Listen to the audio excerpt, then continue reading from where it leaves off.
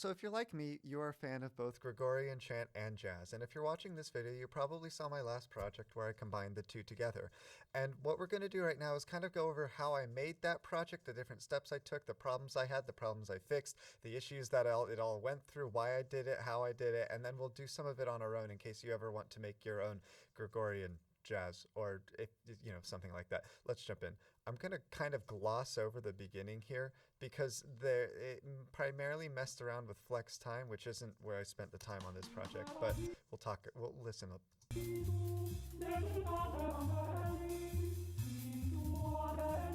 So that right there just is supposed to sound kind of weird and out of time. The story goes that this was a bunch of Gregorian chant singers, and they wanted to sing some jazz, but they tried just singing one of their chants in a cool rhythm. Didn't work out too well. So then they busted out the real book, and then they sang Olio, which is the tune I went to create here. So this is what it looks like blown up. It'll be right over here for reference. The bridge is not improvised as the sheet music implies, but rather it is the bridge to I've Got Rhythm. Olio, of course, being a contrafact of I Got Rhythm, which I Got Rhythm spawned many, many, many, many, many, many jazz tunes, and is even just called changes for the rhythm changes. Let's listen.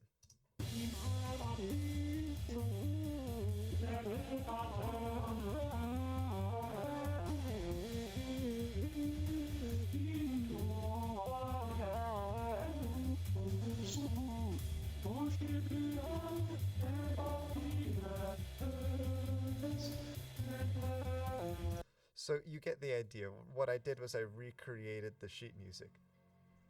All of the computers are restarting. It's a miracle. Cool.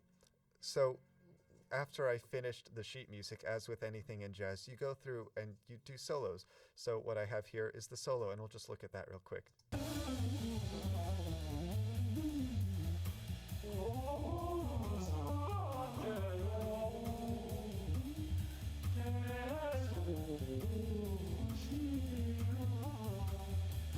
So you kind of get an idea for what I'm hearing. You can watch the whole thing if you want to hear it all.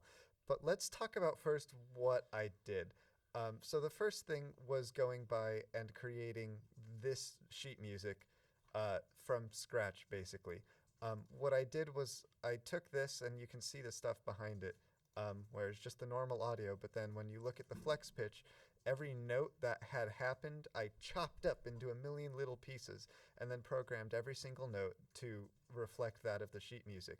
Now, of course, this obviously does not look super clean, and that is because we are using swing rhythms. Swing, of course, being somewhere between straight eighth notes and 2 triplet to 1 triplet. So that was the first sort of challenge here, was that the grid no longer applies because there's no eighth notes, or no straight eighth notes, rather everything is swung. So if we zoom into the point where, wrong way. So here we can see every kind of beat here. Well, actually, that's too much for one beat. That should be every beat. Everything is offset as to create this swing rhythm. So there's beats 1, 2, 3, and 4. And this would be the perfect eighth note, but it's a little bit later. When I first started out, I was a little hesitant to try and do much swing. It was so fast you could hardly hear it. But once we get over here, here's 63. There's halfway through, comes in late, comes in late. Everything is late and mismatched in time to give it that swing rhythm. Even at these super fast speeds, you can still get this super swing feel. Late, everything is late, everything is late, everything is late. And especially since I was programming every single note, you can get the exact swing percentages you want, which at a slower tempo would be cool to mess around with, but not the purpose of this. So I went and chopped up every single note, and you can see the pitches moving all over the place. There are some points, where was it? It was right here, where I was able to intentionally create a nice big dip. Oh, that wasn't the spot. It was right here. You hear that? So that was created using the pitch drift functions to make it come down like that. If we just listen to that in isolation. Now that's to imitate what you would do in a sort of jazz setting, but that only translates so well in Gregorian chant swing. So some of the problems I had were actually the timing portions of it. I exclusively used flex pitch here, no flex time, like you would have over here, where this was flex time. Over here, there was no technically flex time. However, one of the things you're able to do with flex pitch is you're able to stretch notes and move the time. You can see the waveform in there moving along. Undo that, please. Undo that. So right there you can see how it can move the time. And this is kind of what I did. I went bit by bit and I was like, okay, I need a first note. I need a B flat on the and of one. And then I would create a quarter notes of length. So let's see, that's kind of the middle of beat one to the middle of beat two. There's my quarter note. And then there's an eighth note. So that would be the G over there. And then just note by note and then chop things up. A super useful tool is this scissors tool. You hold the command button and now you've got two programmable notes there and you can just do that and move it around to wherever you want it. So that's how I went. I chopped up every single note and just went bit by bit through it and stretched the time as I pleased to create every single note as it is seen on this paper here. Logic seems to be exploding. Can you maybe not? Okay, that's cool. It's fine. I didn't want to undo that split anyway. But let's do a little bit of this ourselves. So some of the problems were, of course, getting the timing right, getting the pitch right. And what we're about to do is record some raw audio and not worry about it too much at all. But let's just listen to some of this by itself without anything else soloed. Please cooperate. Please cooperate. Please cooperate.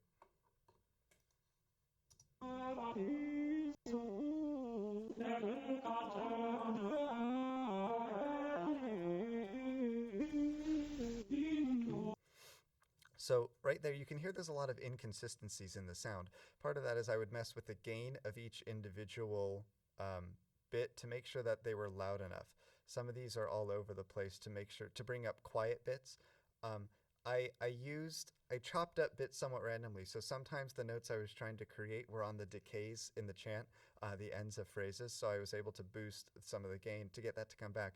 But that did compromise the sound. You can also hear a weird mix of the pitch corrected and the non-pitch corrected material. And I don't really know why that is, but one of the problems I had was creating space. You can see at the beginning of this, I've got several different parts of it, and what I did was I chopped out space because as Gregorian chant goes, there's an amount of rest, but in between here, that doesn't work for bebop. So I had initially chopped it out before I really experimented with the stretching of these tones. But let's go towards the solo section. You'll be able to hear more of the dropped pitch that didn't get pitch corrected. Unevenness. Weird harmonies in there, even though it's one line. Really melismatic. Now, in the context of the drums, this doesn't come through.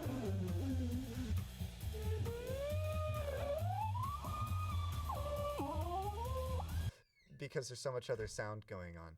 But it is there. So something to be aware of, I guess. It kind of gives us this cool alien-sounding effect. But let's do a little bit of this ourselves so we can kind of walk through how I did it. First, of course, we need to find some backing track. Ooh, here's some right here. Why don't we use this? Come on, Logic. What's the problem? Logic. Let's zoom in. Let's find this. Let's get this out of here. We don't need this at all. Goodbye. Goodbye. And well, we're gonna need some pitch. Now we'll avoid the Gregorian chant, but I think we need some pitch. So why don't we record some? Let's do it right now.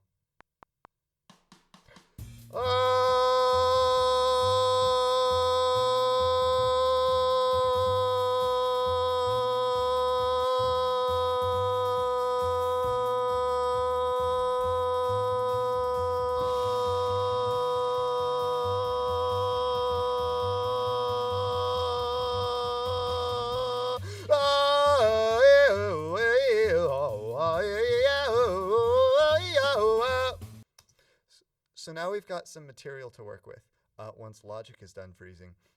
And what we'll do is we'll go through a little bit of this, chop it up, and turn it into something, and kind of walk through my process using this rhythm changes bit. Once it is done doing its thing, okay, good. So it all logic. It's okay. It's okay. We don't need these flex markers. It's fine. Don't worry about it. So here we've got our audio, and of course we go over here to flex pitch, and then what we can see is that, well, we can double click this and blow it up a little bit so that we can look at the track and then find out exactly what note that was. And it turns out it was a C quarter flat, which is useful, I guess, especially since it kept going. So what we want to do is keep track of where we are bar by bar. So the first 4 beats here was a click off, so we can kind of ignore that. And then let's find the first bar. So this is the first measure of music. So if I were to create this right over here, I would have to find in the music my pitch. There it is. And then we'll have to move some of this stuff around. So we know that 163 is bar 1 of the piece of music. So remember that because it's important, and if you lose it, you have to do some weird math. None of the numbers really align here. You would think bar 1 would be bar 1, but in the Logic project, that is not the case. Now I am trying to find my note, and I appear to have lost it, which is embarrassing. Can you come back to me, please? Does anyone remember what note I sang? I certainly do not. Maybe I'm too zoomed out. Ah, that was indeed the problem. If you are too zoomed out, these notes will not work. So we have found it, and let's chop it up a little bit. So we've got a quarter note first. Let's see. Zoom it in a little bit more so we can see each individual beat. That's a little bit too far. That's too much. So here we've got beat 1, 2, 3, and 4. So what I need is for this to start on the end of one. So what I'm going to do is, come on, bring it this way. Well, it didn't agree with me on that one. Can you maybe? All right, that's fine. What we can do in this instance is shorten the audio, or actually just drag it over, really. Best done out here. So we'll drag this over so that it starts basically in the right spot, and then we can correct that more finely here. The reason we have double clicked it is so that we have a piano roll and don't have to just completely guess. So starting at halfway between beat 2, a little bit late, so there's some swing. Let's get a quarter note, so put it halfway over there. That'll give us a quarter note, and I'm using command click because this is set to my command click of scissor, and we'll set this to a B flat, and you will see pretty quickly that this is going to get really boring. So now we've got an offbeat 8th note, so we'll take that to beat 1, and then we'll set it to a G. So you can see right now we're in between 2 pitches kind of, so we'll use our fine pitch tool to bring it solidly into G. Let's give this a bit of a fall. So now it'll do something kind of funky. Bow. So does that sound good? Not really, not in this case. However, examples are important. So next we've got a dotted quarter note. So we take from beat 3, beat 4, halfway through beat 4, and then add some swing to it. And now we've got our note. So you can kind of see where this is going. That's already a C, but we'll make sure it's actually a C. And then let's see, what's next? An 8th note. All right. 8th note tied to an 8th note, that is. So that's a quarter notes of beat. There we go. And then what is that? A B flat. Bring it to that's kind of an A. Now it's a B flat. So how long have we spent on this? And we've gotten 4 notes in, and then we've got a chorus of this to go, and then a chorus of improvised solo. You can see how things can get tedious. So what we're going to do real quick is just chop things up into swung 8th notes. Once I line this up and we can see each individual beat, we'll just kind of real quick go. So beat 1, or well, beat 2 a little bit after that, beat 3 a little bit after halfway, beat 4, and then you can just kind of keep going, and then now this is bar 163. Remember that that means bar 1 of the music, so that means bar 164 is going to be bar 2. Does that make sense? Nope, but that's okay. So what have we got in bar 2? A C minor 7 chord. Well, C is a pretty good note to start on there, and then we'll go up to the second scale degree, or the ninth of the chord. And E flat, that seems like a good idea. Oh, we'll do a nice tritone jump down to B, except it's not quite a B. Bring that up to B there. B is not a chord tone. Let's resolve it to B flat, the seventh, of course, of a C minor chord. We'll bring this down to A so we can keep on moving in this chordal motion. As you can see, the original pitch material was halfway in between two notes, so everything has to be pitch corrected, which is unfortunate. We'll bring this line down to G. Of course, this doesn't have to happen. We'll do a big old pitch drift all the way up so that we can do an octave rip. Oh, come on, a little bit more. There we go. Now we're talking, cooking with gasoline. And we'll keep on going up. Chromatics motion right here. We'll make that an A flat kind of. You can see that the black bar would be the black key and the white areas are the white keys. So let's see what we've done. We've put in some work. Why don't we try it out? Well, that sounds like jazz, if you ask me. So that was beautiful. That's going to make me cry. I'm going to think about that all night. So there we have it. That's kind of how I went through and created all of the Gregorian chant. Granted, that was using Gregorian chant. That was me shouting, singing, sorry. And we can program every single note. We can do stuff to the pitch drift to make it go in certain directions. The fine pitch gives us control over what note we sing. The timbre will change. Some of the audio will come through, and we can stretch stuff to make it longer or shorter in here and bring note values to where we need them to be. Say if I wanted this to be a little bit earlier, there we go. Now it's extended the pitch. At the expense of that one, that is. Important to realize it's chopping off bits of pitch. Anyway, I hope that answers any questions you have. Probably creates more like, why would you create that? That seems like an incredible use of time, but oh well, I did it. Thank you. Have a good day.